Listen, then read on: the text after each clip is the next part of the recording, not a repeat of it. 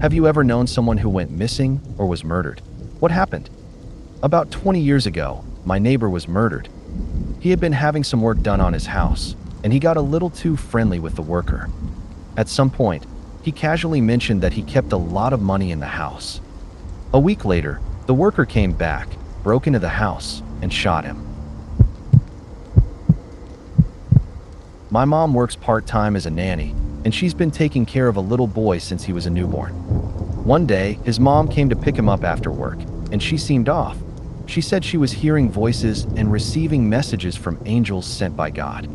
My parents were concerned, but she insisted everything was fine and that she was planning to talk to someone about it.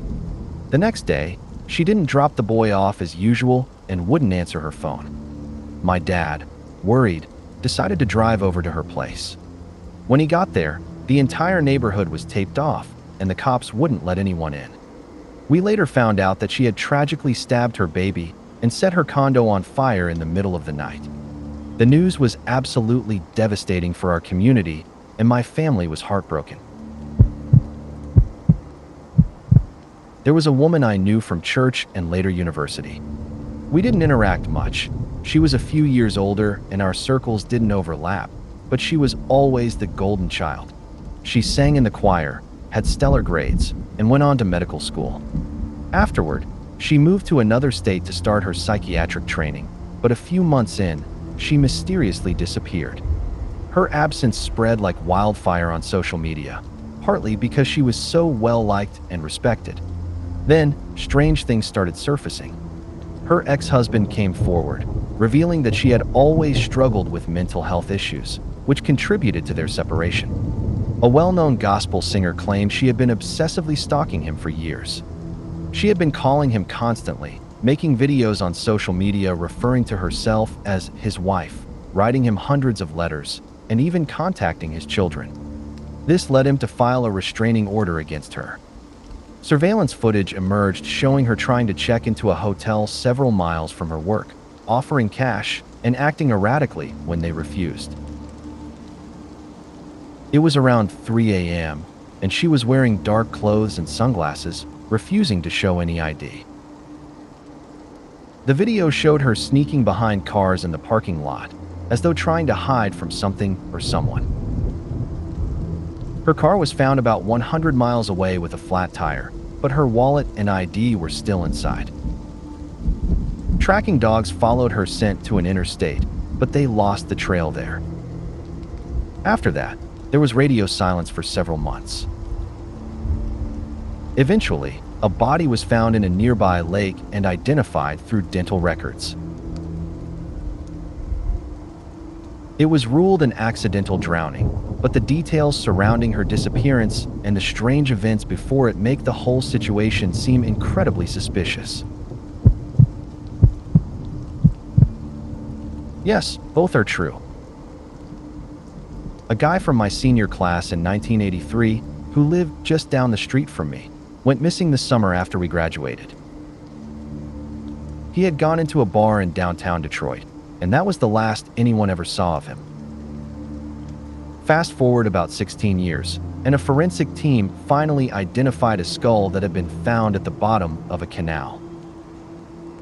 After doing a facial reconstruction, it was confirmed to be Sean.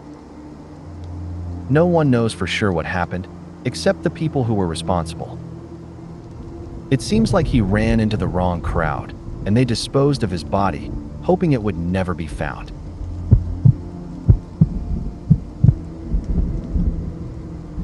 My dad has been missing for 8 years now and is legally considered dead.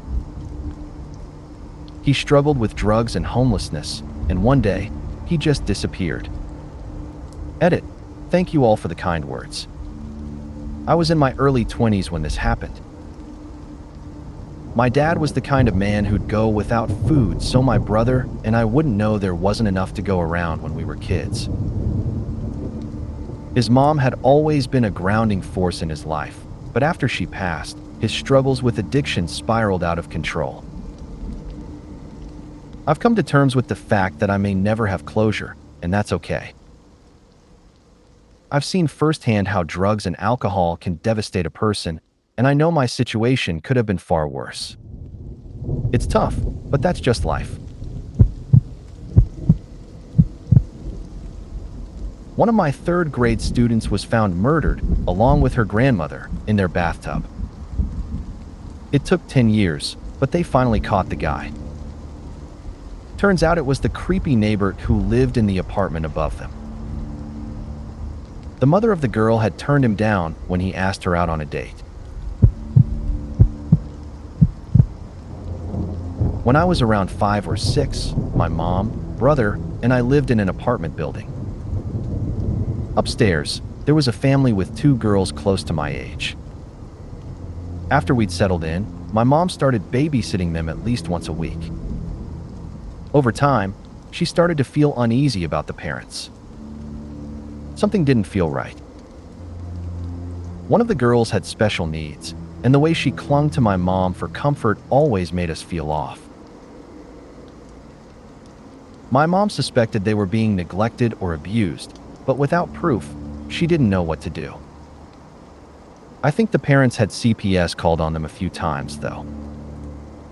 My mom even tried befriending them to find out more, but nothing ever came of it. A few years later, we moved out of that apartment. For a while, my mom tried to keep in touch with the family, but it was hard with the distance. She thought things might be okay, until one day, she was watching the news and saw the parents' mugshots. They had been arrested and sentenced for the murder of their special needs daughter. My mom was devastated. She blamed herself for not doing more, and I remember spending a lot of time with my dad around then. I didn't understand everything at the time, but looking back, it's heartbreaking. I had such good memories with those girls. My childhood friend was tragically murdered by her father. He found out that his wife had cheated on him with another man, and in a fit of rage, he took it out on my friend. Before everything happened, I had given her some of my clothes because when her mother found out about the affair, she left with my friend in such a hurry that they didn't even have time to grab anything. One day, her father picked her up from the sitter's house, and that's when he killed her. Afterward, he tried to take his own life, but he survived. I remember going to her funeral and seeing the wound on her chest. She had been stabbed. They tried to cover it up with gauze, but from where her mother had been hugging her, the collar of her dress was pulled down, and I could see it. She was only 10 years old. I did, but no one really knows what happened to him. He was 17 at the time, and he had a small argument with his mother. The next day, he took the bus into town for a haircut, where my grandmother happened to see him. They both got on the same bus back home, and they bumped into each other again in town, making her one of the last people to see him. After that, no one knows what happened. He vanished, and no one saw him for the next 2 months. The house and surrounding area were searched, but the only things they found were his phone charger and passport, still at home, as if he'd just left without a trace. Finally, the police decided to search the garden one more time. That's when they found his body, or what was left of it. What's strange is that no one smelled anything, even though it was the hottest time of the year. The coroner never could determine the cause of death. All they could say for sure was that it wasn't from alcohol or drugs. One of my high school friends had his younger brother go missing back in 2004. To this day, he's never been found. It's a pretty well-known case, and I've seen it pop up on Reddit a lot, along with a few popular podcasts that have covered it. The story goes like this. He was on a scout camping trip with his dad, and they went out early in the morning to fish. At some point, he got his socks and shoes wet, so he decided to walk back to camp, which wasn't far away. He was never seen again. The whole town was talking about it for weeks. There were tons of search and rescue teams out there combing the area, but they came up with nothing. His family, though, they were so strong throughout it all. You could tell they were devastated, but they came together and leaned on their community for support. My friend, though, never said much about it. The only thing he ever mentioned to me was how impossible it was not knowing what happened or where his brother had gone. I can't imagine how that must feel. It would haunt me forever. He's a lot stronger than I am. When I was 6 years old, my uncle was murdered. He was 18 at the time, engaged to a girl who lived in Texas. He was flying out to visit her for Christmas, but on his way to the airport, a group of men stopped him in a parking lot.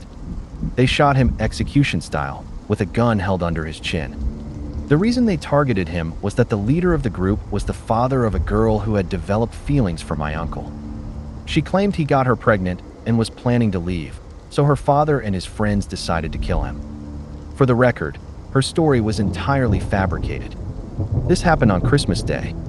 I remember waking up the next morning to see my mom open the door to a pair of cops. I still remember walking up behind her and watching her crumble to her knees in tears.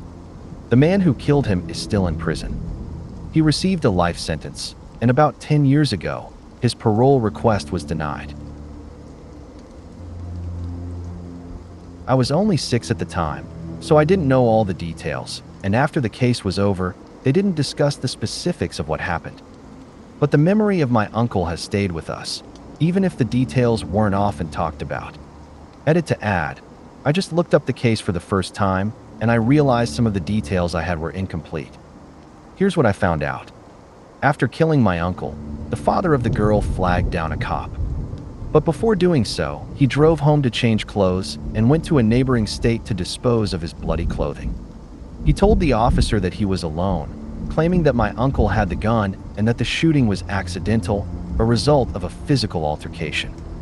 He said my uncle had threatened him first, and he acted in self-defense. However, when they returned to the body, the father suddenly remembered a car driving away after the shots were fired. He suggested maybe the car had taken the gun, which was no longer near my uncle's body, where he had said he left it. This is why I had always been told it was a group of people involved. The father was a private detective and had a lot of knowledge of guns. My uncle, on the other hand, was terrified of firearms and didn't own any. As for the girl, she was 16 at the time, and it's highly likely she was pregnant, though it wasn't clear who the father was. I had always been told she was lying about my uncle being the one who got her pregnant, but I now wonder if the truth is more complicated. It happened on Christmas Day, not Christmas Eve. I was too young to remember exactly when the cops came, but I've always thought it was Christmas Eve, and I apologize for that mistake. The next day, after we found out, my mom answered the door to the police. In the end, the man was sentenced to life in prison twice over, with no chance of parole. His attempt to appeal was denied. Edit.To more.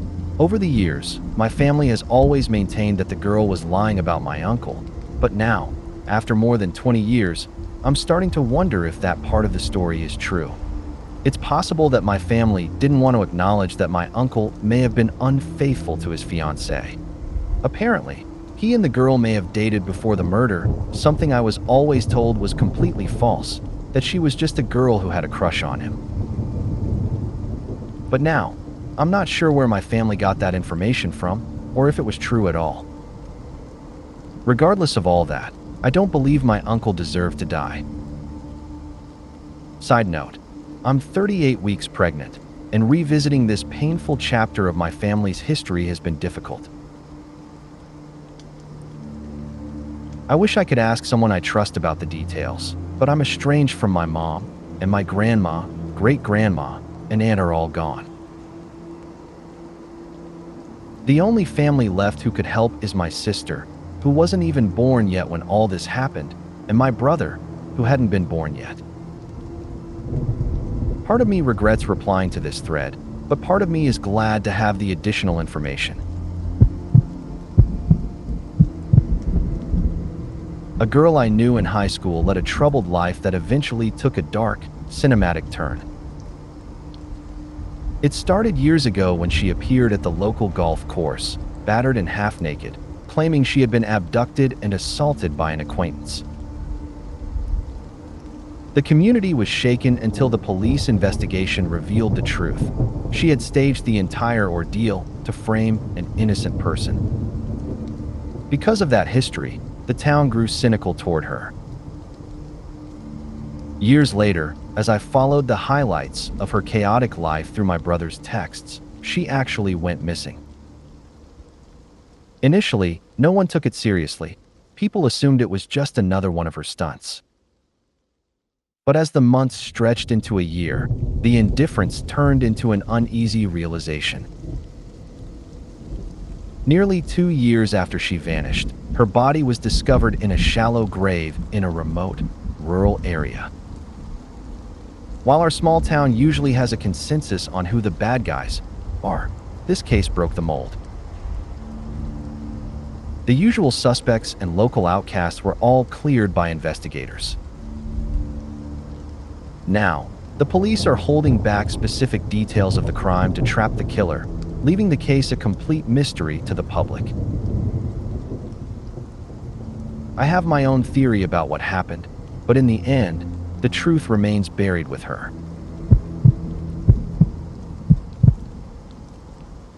This is a haunting account of how quickly a false sense of security can vanish, and how little value some systems place on human life. Here is a rewrite of that story. The girl I knew was fearless, perhaps to a fault. She worked the counter at a convenience store bordering one of the roughest neighborhoods in the area. She was cocky and never went anywhere without a pistol tucked into her back pocket, a habit that made her feel untouchable in a dangerous place. One night, the thin veneer of that protection shattered. A man came in looking for drug money, managed to disarm her, and turned her own weapon against her. He shot her multiple times in the torso, leaving her slumped and bleeding behind the counter. The wounds were serious, but not necessarily fatal. However, as he prepared to flee with the cash, he stepped back to the counter and fired a final round under her chin, killing her instantly.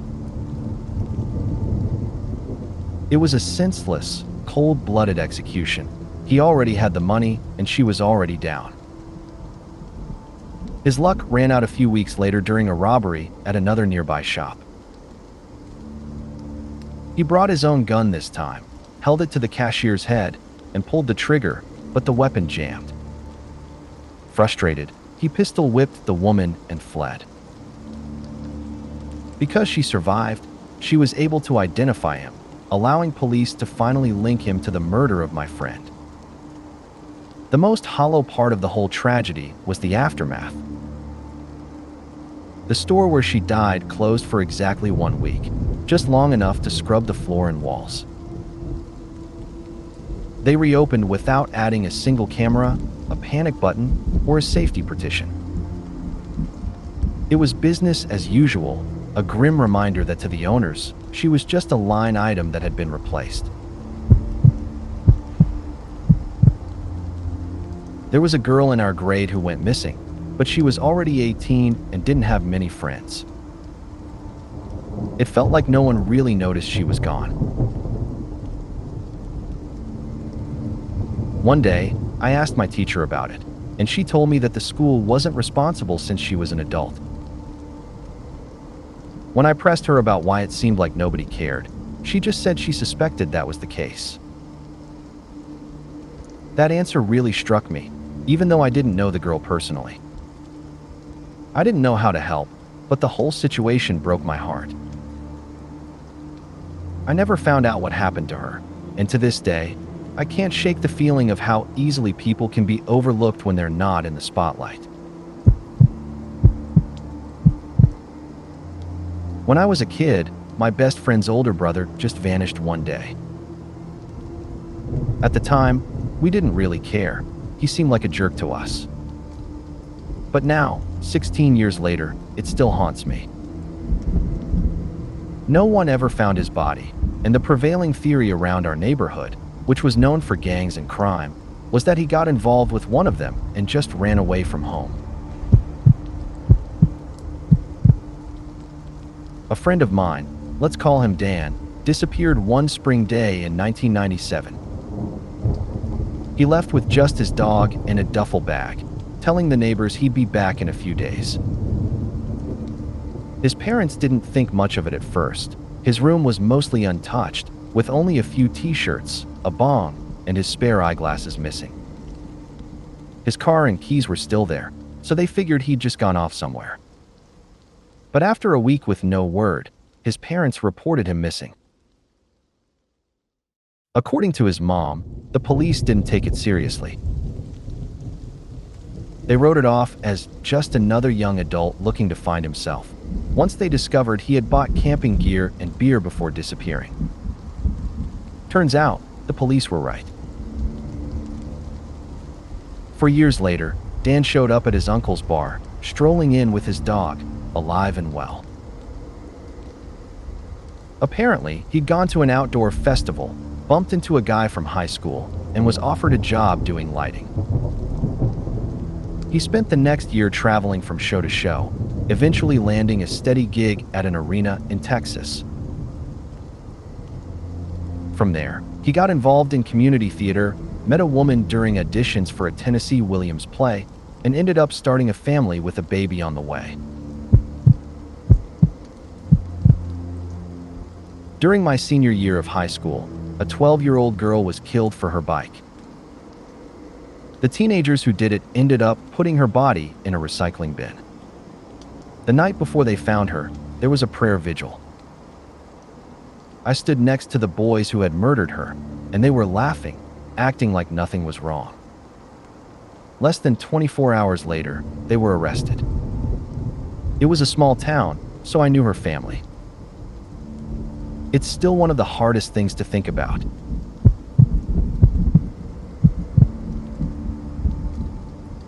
When I was growing up, one of my family friend's older daughters went missing. I was too young to remember meeting her, so I only ever heard stories about her. She had always been somewhat troubled, involved with the wrong crowd.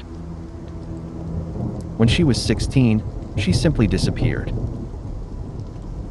Her mom did everything she could to find out what had happened, but there were no leads. No one could find any trace of her, and after years of silence, they feared she was dead. Then, out of the blue, after more than 10 years of nothing, they received a phone call. It was her voice on the other end. "Mom, it's me." She had moved across the country with some guy, and at first, she didn't reach out. Eventually, she had enough sense to leave him, but was too afraid and ashamed to call home. When she finally did, not only was her family overjoyed to hear from her, but they found out she was doing incredibly well.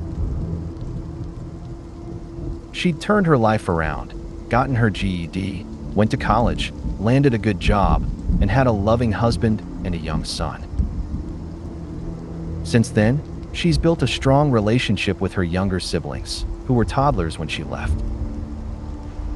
Though she still lives across the country, they stay in touch, and she continues to thrive.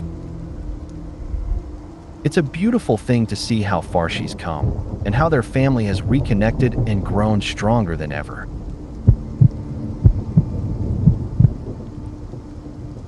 A college buddy of mine moved to Illinois to study law. One day, they found his car parked on a bridge over the Mississippi River.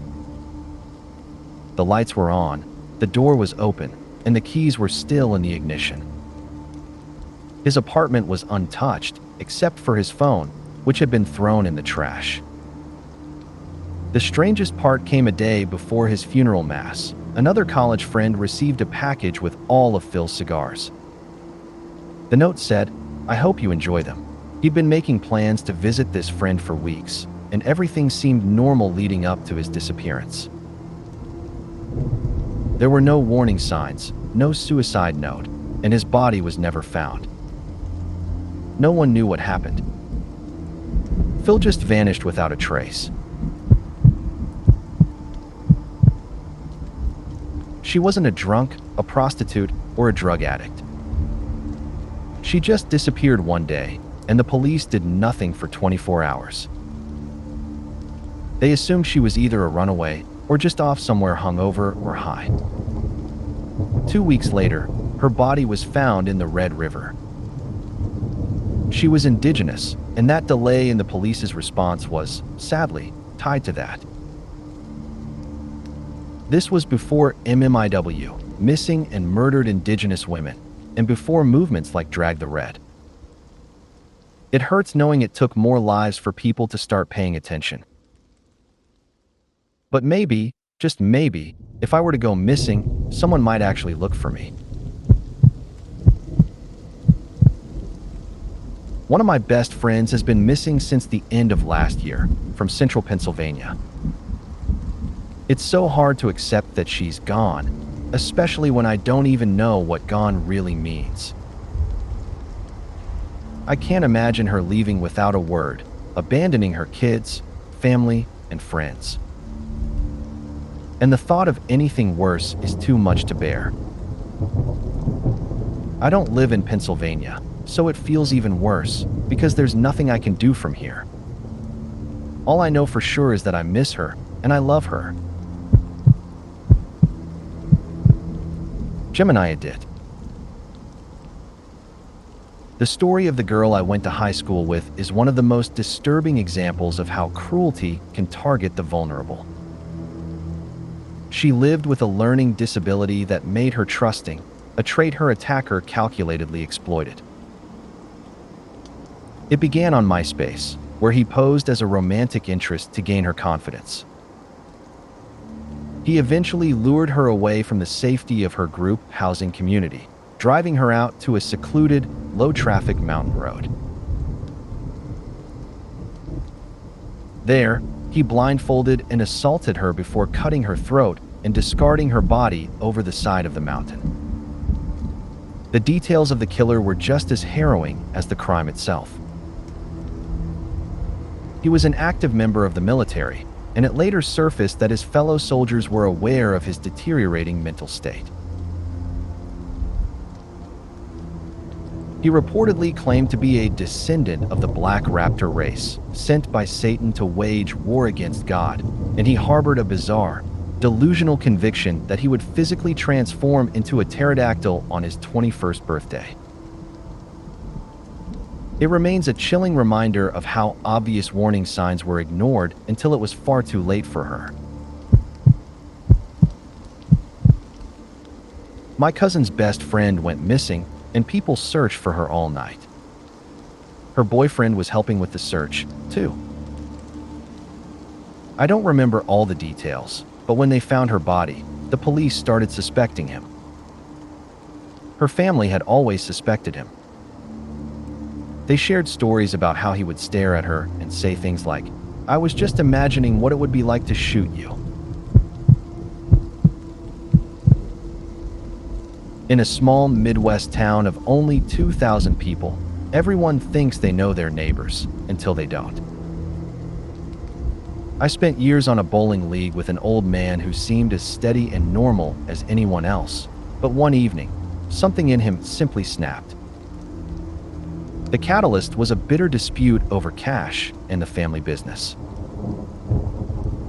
His son drove out to the father's acreage to settle the argument, but the confrontation turned lethal. The father drew a weapon and dropped his son with a shot to the leg. Then, in a chilling display of finality, he walked to the end of the driveway near the highway and finished his son off at point-blank range. When the mother called the police, the scene devolved into a horrific standoff. As officers arrived, the father began firing at them while simultaneously torching a massive hoard of cash, estimated between $60,000 and $70,000, that he kept in the house. The fire from the burning money grew so intense that the structure itself caught flame. In our rural corner of the world, it took SWAT nearly 30 minutes to arrive. By the time they were in position, the father had allowed his wife to escape the burning building before turning the gun on himself inside. Today, the house and the acreage still stand, though they've surrendered to neglect. The property is overgrown and run down, but if you look closely, you can still see the black burn marks on the siding, a permanent scar from the night a normal man burned his life to the ground. The older sister of a girl I became friends with in high school was murdered by a coworker. It's a heartbreaking and all too familiar tale. He was an outsider, she was kind to him, and he misinterpreted her kindness as romantic interest. But she wasn't interested, and he couldn't handle the rejection. In a fit of rage, he strangled her and discarded her body in a drainage ditch. The loss devastated her family. I can't even begin to imagine the pain they went through. A girl I barely knew in high school disappeared one spring day. 3 months later, her body was found in a field. It seemed she had rolled up her coat as a pillow, taken a bottle of sleeping pills, and drifted off while watching the sky. It was a tragic, quiet ending to a life that felt forgotten. Then there was another guy I hardly knew, back when I was in the Philippines.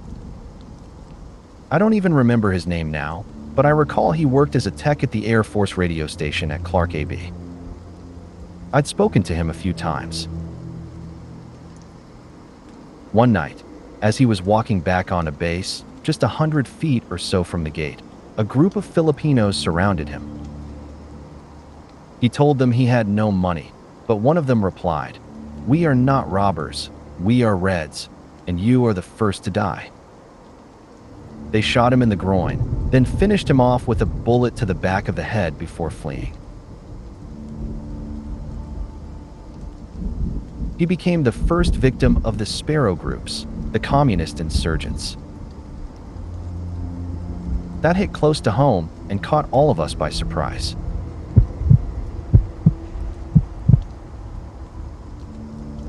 There was a Toronto rapper who was pretty well known at my school and across the GTA. I actually met him in person once and had a conversation with him. Then, about a year or two ago, he was shot in the head, and tragically, someone recorded the whole thing. My brother went to a job interview one day and never came back. His bike was found chained up in town, and his resume was scattered across some mudflats. I swear I saw him everywhere. I'd run after strangers down the street, convinced it was him. His disappearance made the news, and people kept calling in with sightings of him hitchhiking in different places, even reporting that he'd boarded a ship. Then, 7 years later, one morning my mom woke me up with news that he had been found. A kayaker discovered his body about 3 kilometers downstream from where he was last seen. He was still wearing the same clothes from that interview. When I was 7 years old, my babysitter was murdered by her boyfriend. I had been left alone with him in the same room on several occasions, and I remember feeling uneasy around him. One time, he chewed up my babysitter's driver's license and blamed it on me. He was in his 20s, and even at that age, I could tell something wasn't right. I refused to be left alone with him after that. Less than 2 weeks later, he smothered her with a pillow, killing both her and her unborn child. A family friend of ours just vanished one night. No one, not even his wife, knew where he went. He simply disappeared. After a year of searching and no leads, we gave up hope and held a memorial for him. 3 years later, we got a phone call from him. He was in a hospital. It turned out he had been struck by a drunk driver and had been in a coma for 4 years. He was listed as a John Doe because he had no identification on him. He had to relearn how to read and write. He even had a nurse call us for him. The first thing he remembered was our phone number. When I picked up the phone, I blurted out, "Dude, I went to your funeral."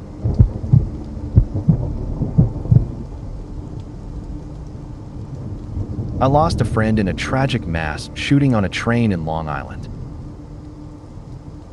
She was an incredibly talented artist with so much potential. She truly could have gone far, but instead, she's now just a footnote in a senseless tragedy. My girlfriend recently lost a childhood friend as well. He was caught in the crossfire of a drive-by shooting in downtown Seattle a few years ago. A stray bullet hit him in the head, and he died right in front of his children. A woman from my church went through something unimaginable when her daughter went missing. I didn't know the girl personally, and I held on to the hope, or perhaps the assumption, that she had simply run away. After she had been missing for over a year, a confession finally brought the search to a tragic end. It turned out to be a drug deal gone wrong. A man strangled her, with another girl involved, and they eventually revealed where they had buried her body. I felt a profound sadness then, and I still feel terrible for her mother today.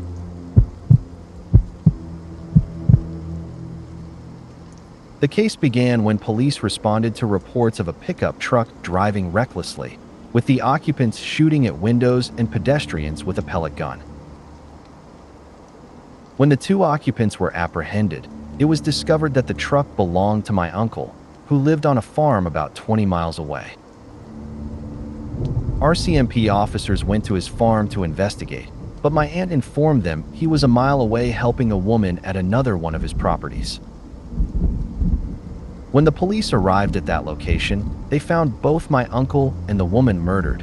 Both had been shot multiple times. The suspects caught in the truck were two 13-year-old runaways from a local group home. Though initially charged with theft and mischief, they were eventually charged with the murders. However, the only link between them and the killings was the stolen truck. Tests for gunshot residue and blood on the boys and their clothing came back negative, and a forensic sweep of the crime scene found no evidence, no DNA, fingerprints, or footprints, placing them at the site. Because the evidence was purely circumstantial, the murder charges were stayed. The boys served time for the original charges. During his incarceration, one of them received additional time after an affair with a female counselor who smuggled drugs in for him. The RCMP later targeted the other boy with a Mr. Big operation to secure a confession. Even though he claimed responsibility and accurately described one of my uncle's wounds, the court found the confession insufficient to convict either of them. I am the only person in my family who believes they are innocent.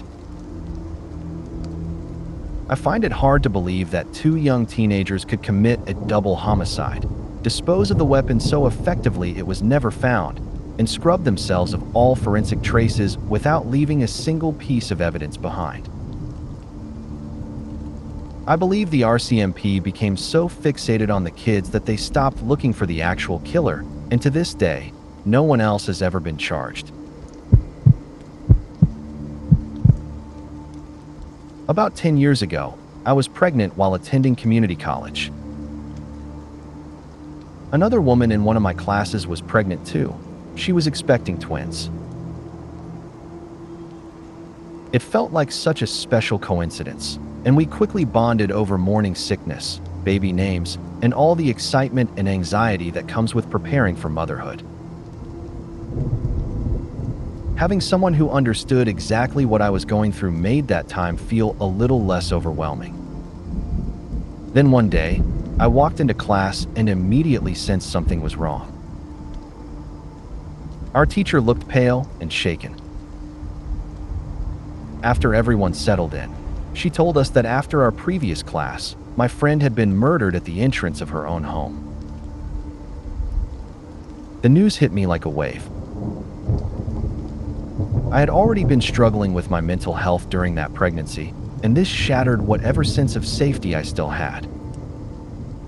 I was devastated, not only heartbroken for her and her babies, but suddenly terrified. The world felt unpredictable and dangerous.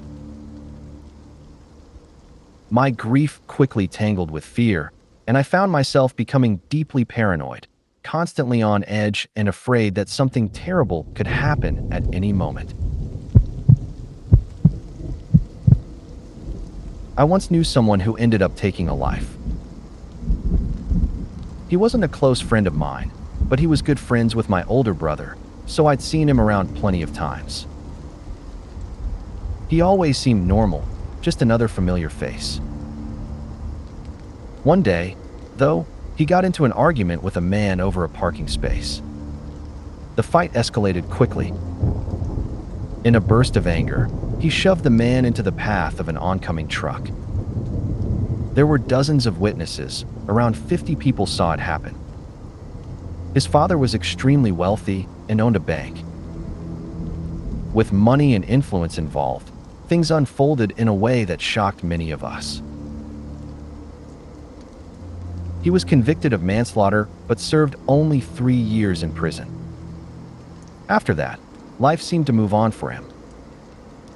He got married and now has 4 children. If you met him today, you'd never imagine he was capable of something like that. That's the part that's always stayed with me. The unsettling realization that someone who appears completely ordinary can have done something so devastating. We had a middle-aged neighbor who lived alone in the apartment directly below us.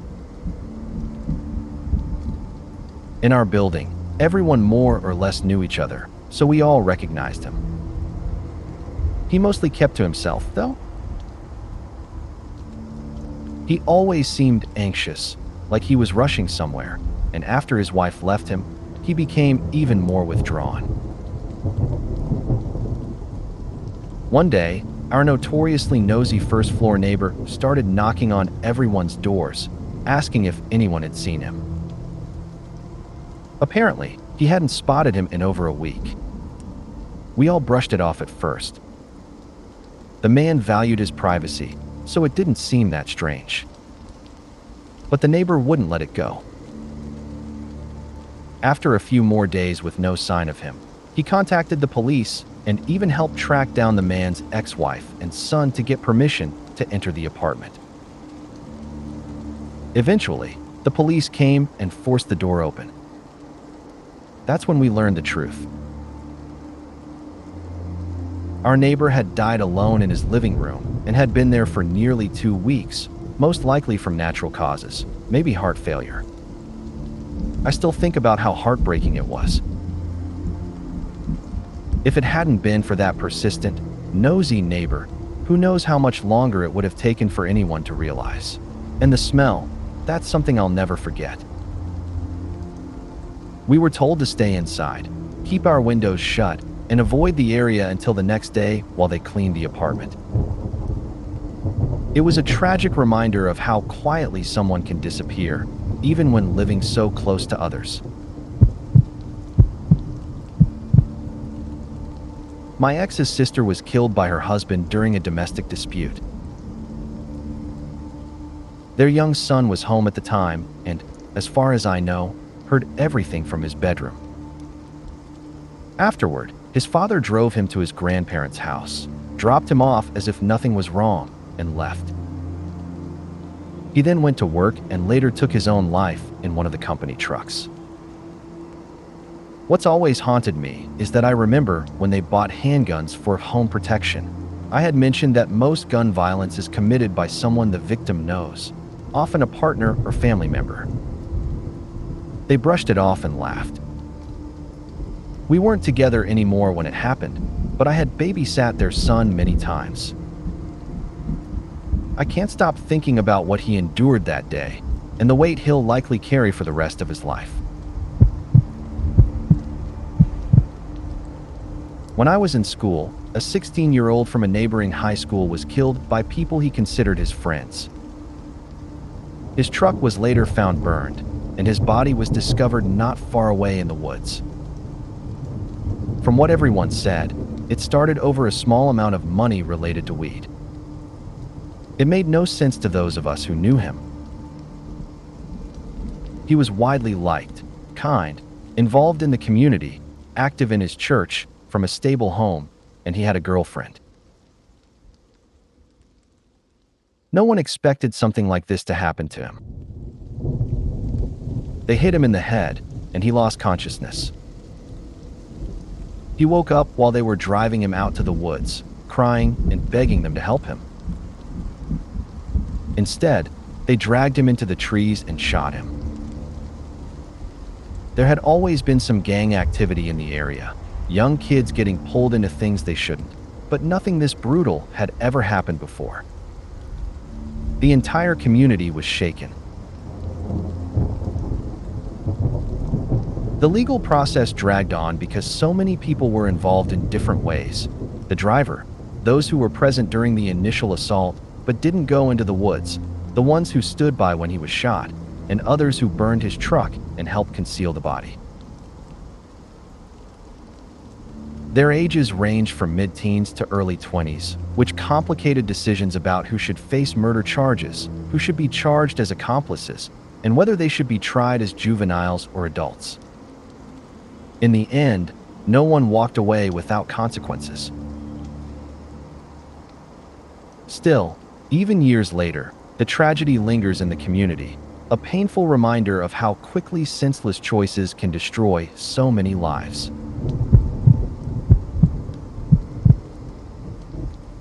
A friend of mine, I'll call him Jeff, was once in a minor fender bender with a soldier. It wasn't anything serious. They exchanged insurance information and went their separate ways. Jeff went back to the house where he was staying with 3 other subletters. Later that night, around 11 p.m., the soldier showed up at the house armed. He forced his way in, woke everyone up at gunpoint, and ordered them outside. He made all 4 of them lie face down on the grass while he focused on Jeff. The others couldn't clearly hear what he was saying, but they could tell Jeff was trying to calm him down, speaking in a steady, measured way. After a short exchange, the soldier pressed the gun against Jeff's side, just below his armpit, and pulled the trigger. Jeff died instantly. The soldier was arrested, but the case fell apart on a technicality, and he was released. He's still free. 2 incidents still stand out to me. The first involved the mother of a boy I knew from church. She was shot by her husband during an argument. There were rumors it had something to do with accusations of cheating, but I never knew the full story. Their son and daughter were both in the house when it happened. In the aftermath, they needed a tremendous amount of support from family, friends, and the community. Considering everything they went through, they're doing as well as can be expected today, but it was an unimaginably painful experience. Then, just a few months later, another tragedy struck nearby. A student from a local high school was killed only a few blocks from campus. He was shot, run over, and his body was set on fire. The brutality of it stunned everyone. He had a reputation as an exceptional student, bright, kind, and full of potential. Later, people said he had gotten involved with gang activity, which may have led to what happened. It was heartbreaking to think about how someone so promising could be pulled into something that ended so violently. I went to school with both Tyrone Cade and one of his victims, who had been his ex-girlfriend. We all attended high school together. If you look it up, you'll find the details of what happened in Irving about 10 to 15 years ago. The case was horrific, and he is now on death row. What makes it even harder to process is that, in high school, he seemed like a genuinely good person. He was well-liked and talented, especially in football. So was she. She was a kind, good-hearted person. It's devastating to think about how things unfolded. I sometimes catch myself wondering whether repeated head injuries from football may have played a role. I'm not trying to excuse anything, just trying to make sense of something that feels impossible to understand. Life seems to take some people down darker paths than anyone expects. A former coworker of mine disappeared just a few weeks before Christmas last year. At first, it was just a missing person case, but then investigators found blood inside her home. Not long after, just days before Christmas, they discovered her burned remains about an hour outside of town. It turned out her husband had killed her in what was described as a meth-fueled, jealous rage. I'm still trying to process the reality that she's gone. It feels unreal that someone I used to see and talk to at work could have their life end so violently, especially so close to the holidays.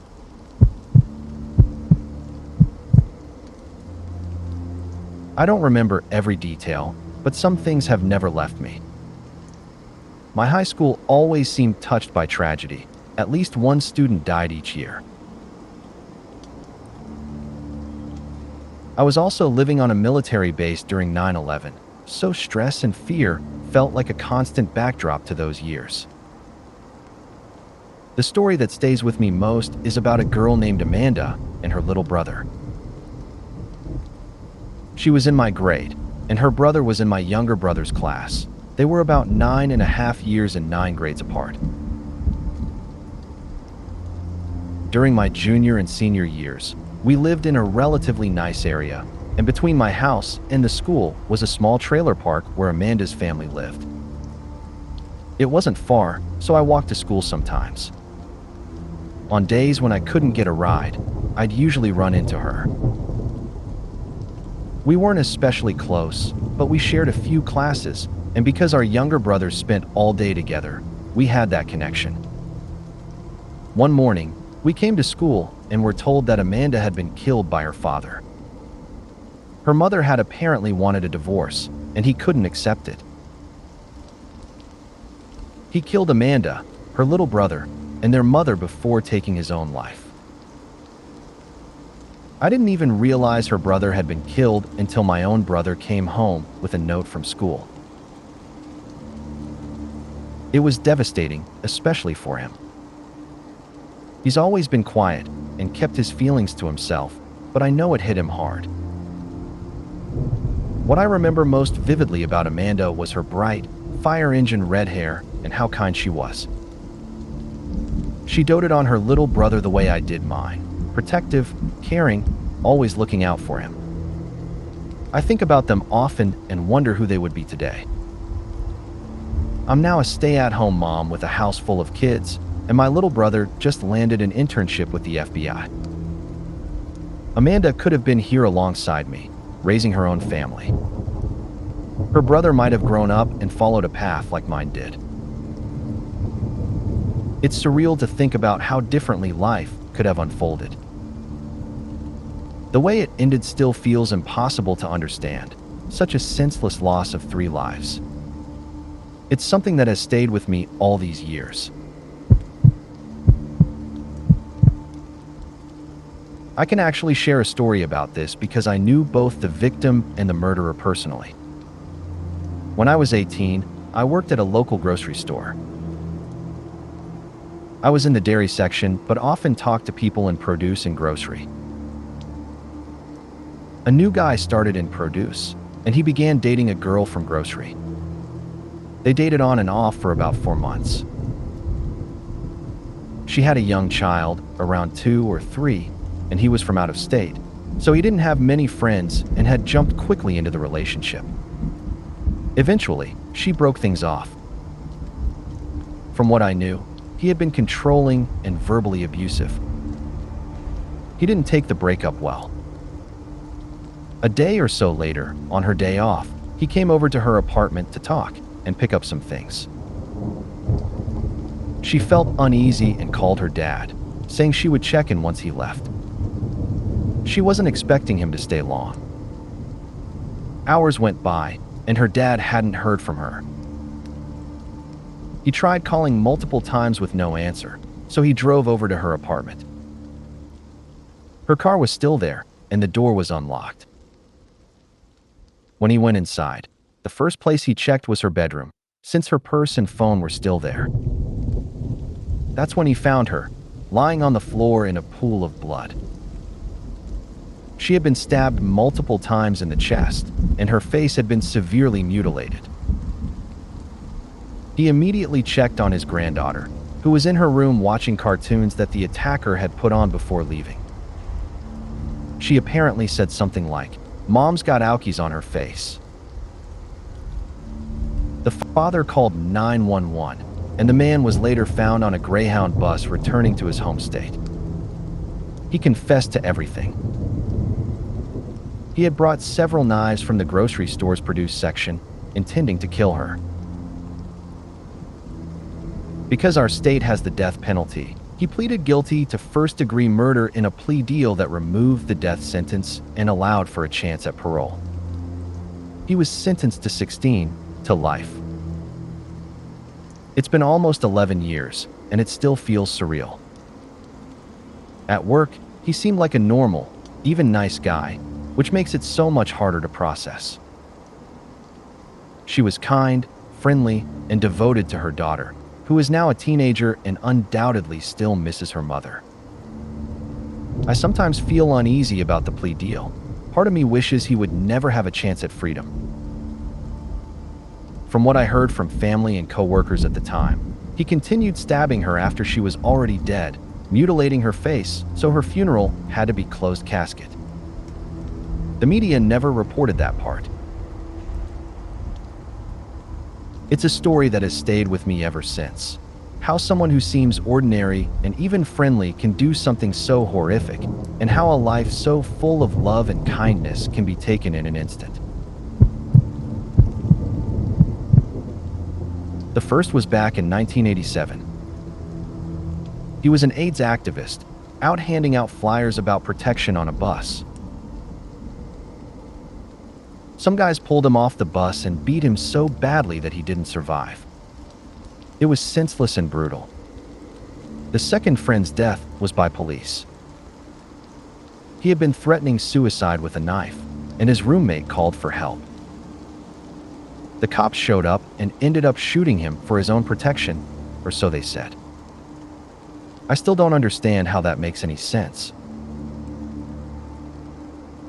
Both losses were devastating, but the circumstances couldn't have been more different, one at the hands of violent strangers, the other at the hands of those who were supposed to help. My neighbor down the street was a kind, elderly man who kept homing pigeons. Every day on my walk to and from school, we'd always exchange a friendly hello. Then, one day, he was shot in broad daylight. It came as a shock to everyone. Later, we learned he wasn't just a quiet old man. He was deeply involved in the mafia and had been executed in retaliation for other killings. The contrast between the friendly neighbor I knew and the life he had lived was haunting.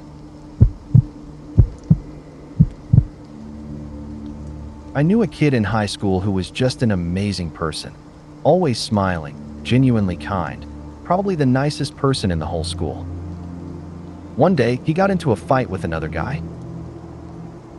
He was clearly winning when the other guy pulled out a knife and stabbed him more than 10 times, right in front of his friends. It happened so fast, and in such dim light that no one could really see what was going on at first. He ended up dying in one of my friend's arms while they desperately tried to stop the bleeding using their shirts. The coward who did it ran, but he was eventually caught along with his friend who had helped. Both are serving time in prison. The accomplice is set to get out sometime this year, but the main perpetrator is still behind bars, serving around 12 to 15 years. That night, a few of us were out of town in another city, otherwise we probably would have been there too. It's a memory that still sticks with me, the sheer senselessness of losing someone so good, so young. One of my relatives was murdered a few years ago in my hometown. We had actually seen him the day before on the train, and the next day, when we went to visit our grandmother, she told us the terrible news. He had been killed. The attack stemmed from a long-standing dispute with a few people in the neighboring area over a temple he had built on his land. When he went to confront them, they brutally attacked him with an arruval, a type of billhook common here. The violence was so extreme that his face was badly disfigured, and they had to cover him completely for the funeral. It's a memory that still feels raw, the suddenness and brutality of losing him in such a senseless way.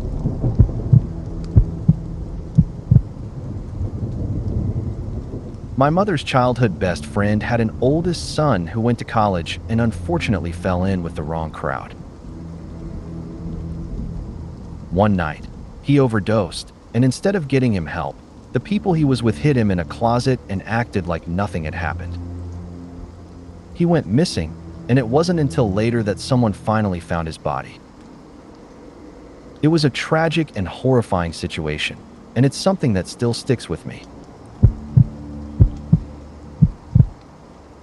I lost my best friend and her boyfriend, and the pain hasn't gone away. I met this girl in high school. She had come from a very difficult family. Her mom had around 8 kids and struggled with drugs. Eventually, my parents legally adopted her. After that, she started thriving. Her behavior problems disappeared, and she began doing really well in school. She got into a good college and, a couple of years in, was living off campus in a nice part of the city with her amazing boyfriend. The night it all happened, she called me. I couldn't make it to see her because of work. The next morning, while eating breakfast, I saw a news report about a double homicide. As I watched the footage, I recognized the address and completely broke down.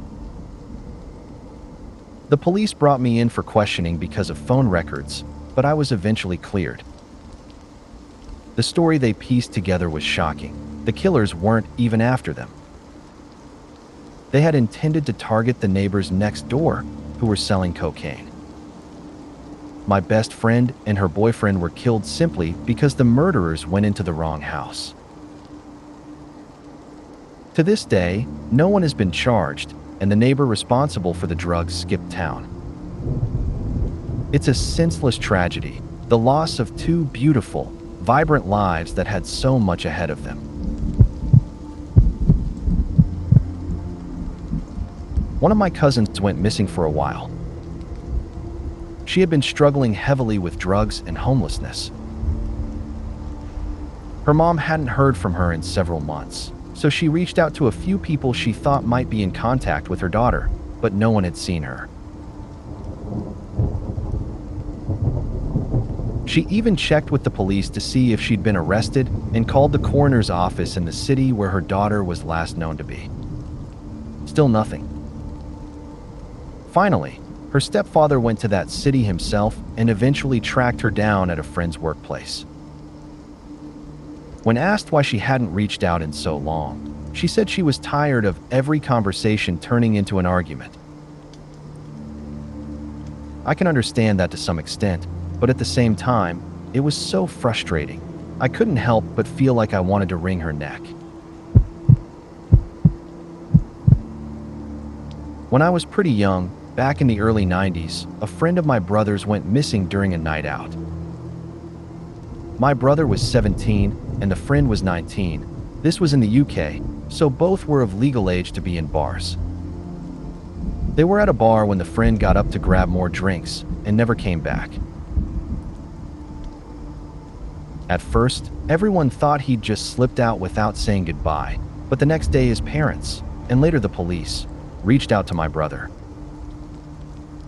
His parents said they had heard him come home briefly in the early hours, but then heard him leave again for reasons nobody could explain.